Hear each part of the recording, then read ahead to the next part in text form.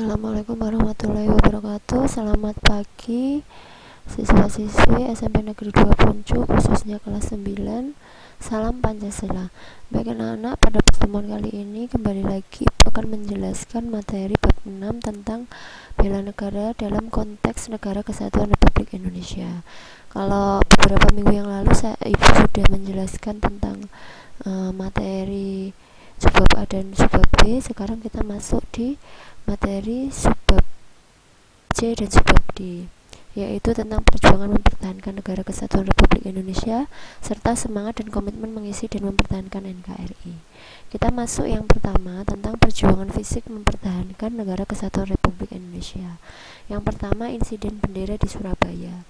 Ya, jadi pada tanggal 19 September 1945 Belanda mengibarkan bendera merah putih biru di Hotel Yamato Tunjungan. Ya, pada saat itu kemudian para pemuda bangsa menurunkan bendera tersebut dan merobek warna biru, kemudian mengibarkan bendera merah dan putih saja. Kemudian pertempuran 5 hari di Semarang, kemudian pertempuran Ambarawa. Pertempuran 5 hari di Semarang ini menggugurkan Dr. Karyadi ya di sana.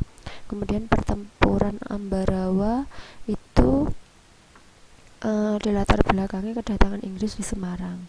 Kalau pertempuran 5 hari di Semarang itu akibat pertempuran antara Jepang dan TKR Indonesia. Kemudian pertempuran Medan Area yang terjadi 13 Oktober 1945 di Medan. Ya. Kemudian ada Bandung Lautan Api. Ya, ini terjadi pada tanggal 23 Maret 1946. Bandung pada saat itu menjadi kota yang penuh asap ya, karena para sekutu berusaha menduduki kota Bandung dan meminta untuk masyarakat Bandung mengosongkan kota Bandung. Namun para pemuda dan masyarakat Bandung membumi hanguskan kota Bandung, kemudian pergi meninggalkan Bandung. Akhirnya para sekutu pergi dari kota Bandung. Kemudian pertempuran Margarana pada tanggal 18 November 1945. Pertempuran ini terjadi di Bali dan menggugurkan I Gusti Ngurah Rai pada perang Puputan. Kemudian perang gerilya itu adalah perang yang berpindah-pindah serta sembunyi-sembunyi masuk ke kekuatan musuh, sehingga kekuatan tersebar luas namun tidak diketahui. Kemudian perjuangan mempertahankan NKRI melalui diplomasi. Jadi perjuangannya itu melalui jalur fisik dan jalur diplomasi, melalui perang dan juga melalui perundingan. Melalui jalur diplomasi diantaranya perjanjian Linggarjati ya. Perjanjian Linggarjati ini terjadi 10 sampai 15 November tahun 1946 di Jawa Barat. Nah, perjanjian ini berisikan diantaranya adalah mengakui Indonesia secara de facto. Ya, Belanda mengakui Indonesia secara de facto. Belanda harus meninggalkan wilayah Republik Indonesia paling lambat 1 Januari 1949.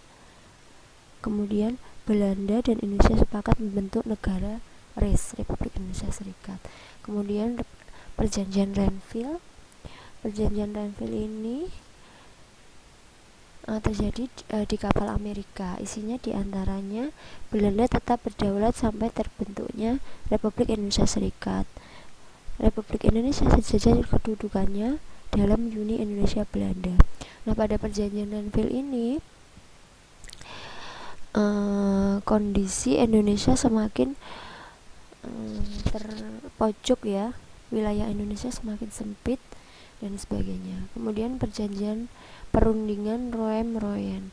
Nah, ini pada tanggal 9 April tahun 1949 di Jakarta. Kemudian konferensi Meja Bundar tanggal 23 Agustus sampai 2 November 1949 di Den Haag. Nah, hasil dari perundingan ini yang paling utama adalah pengakuan dan penyerahan kedaulatan dari pemerintah Belanda kepada pemerintah Indonesia pada tanggal 27 Desember 1949. Nah, setelah perjanjian ini, bentuk dari negara Indonesia adalah Republik Indonesia Serikat sampai tahun 1950, kembali lagi ke negara kesatuan. Kemudian kita masuk di ancaman-ancaman yang mungkin bisa mengancam negara kesatuan Republik Indonesia. Ancaman itu bisa dari dalam negeri dan luar negeri. Kita bahas dari dalam negeri, diantaranya kesenjangan ekonomi yang menimbulkan kejahatan dan pelanggaran HAM, upaya mengganti ideologi Pancasila dengan ideologi lain, pemaksaan kehendak golongan tertentu, penyimpangan sikap seperti penyalahgunaan narkoba, video porno, seks bebas, kemudian melakukan praktek kolusi, korupsi dan nepotisme dan lain-lain. Itu adalah diantaranya ancaman NKRI dari dalam negeri, ya.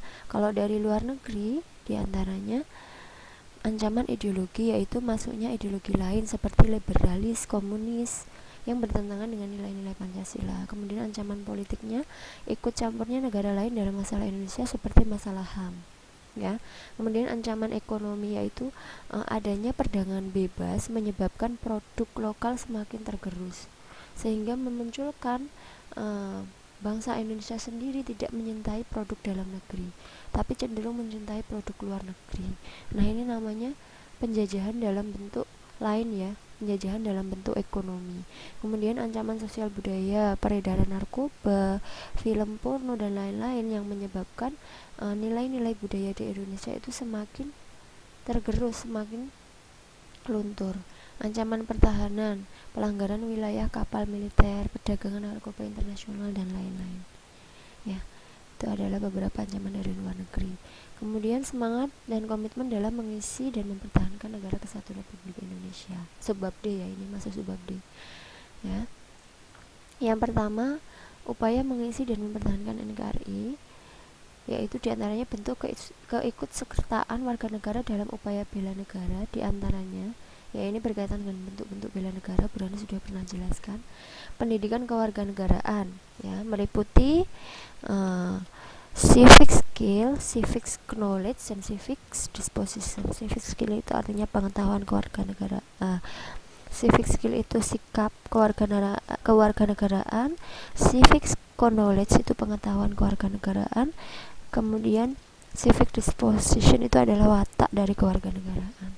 Kemudian pelatihan dasar militer, pengabdian sebagai prajurit TNI, dan pengabdian sesuai profesi. Ini sudah pernah Ibu jelaskan, ya. Kemudian perwujudan bela negara dalam berbagai aspek kehidupan, diantaranya di bidang ideologi, mengamalkan nilai-nilai Pancasila dalam kehidupan. Di bidang politik dan hukum, ikut serta dalam pemilu, ikut mengawasi, ya, pelaksanaannya. Kalau ada pelanggaran dilaporkan. Kemudian menyampaikan aspirasi sesuai peraturan, mentaati seluruh peraturan hukum, taat membayar pajak. Kemudian perwujudan di bidang ekonomi, bekerja, melakukan usaha, baik usaha mikro maupun usaha besar, bertransaksi sesuai dengan peraturan atau jujur. Di bidang sosial budaya, mengembangkan sikap toleransi, karena mengingat bangsa Indonesia adalah bangsa yang majemuk, ya, terdiri dari berbagai macam. Kemudian melestarikan adat dan budaya, melestarikan lingkungan hidup. Kemudian di bidang pertahanan dan keamanan adalah pengabdian prajurit Tentara Nasional Indonesia. Kemudian kegiatan perlindungan masyarakat, seperti ada organisasi-organisasi perlindungan masyarakat, ada komisi perlindungan anak, ada komisi perlindungan HAM, komisi perlindungan perempuan, dan lain sebagainya. Itu adalah beberapa materi dari 6 materi bela negara, subbab C dan D, yaitu perjuangan mempertahankan negara kesatuan Republik Indonesia dan semangat serta komitmen dalam mengisi negara kesatuan Republik Indonesia. Silahkan ketika menyimak itu dibuka bukunya halaman 154 sampai 180 ya, sambil 181. Jadi sambil disimak, sambil dibaca ulang, ya. Jadi kalian bisa mengerti, ya, di sini karena banyak sekali, terutama perjuangan fisik, ya, pertempuran di Semarang, pertempuran Ambarawa dan lain sebagainya. Bisa dibaca di buku secara detailnya, kisahnya seperti apa. Baik, demikian pembelajaran hari ini. Semoga bisa bermanfaat bagi kita semua. Kurang lebihnya Ibu mohon maaf. Wassalamualaikum warahmatullahi wabarakatuh. Selamat pagi, salam Pancasila.